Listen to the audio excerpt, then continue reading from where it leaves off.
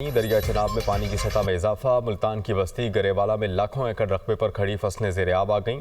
जंग के इलाके शोरकोट के मकाम पर दरिया चनाब में दरमियाने दर्जे का सैलाब। सुल्तान बाहू पुल से 2,60,000 क्यूसिक का रेला गुजर रहा है। दरखाना के मकाम पर रेलवे पुल से सैलाबी पानी टकराने से शोरकोट खानेवाल रेलवे सेक्शन दूसरे रोज़ भी बंद।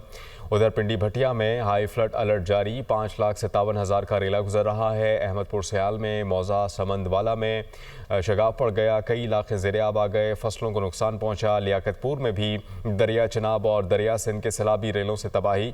मौजा नूरवाला की मुतादिद बस्तियां सैलाबी पानी की नज़र हो गईं। बड़े रकबे पर फसलें भी ज़ेर आब आ गईं।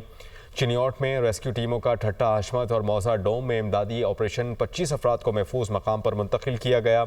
इसके अलावा 1,312 अफराद को रेस्क्यू किया गया। शुजाबाद में शेरशाह के करीब बस्ती गागरा का हिफाजती बंद टूट गया। 200 फीट चौड़ा शगाफ पड़ने से पानी करीबी बस्तियों में दाखिल। मंडी बाउद्दीन में सैलाबी पानी में 2 मुख्तलिफ मकामात पर 2 नौजवान डूब गए।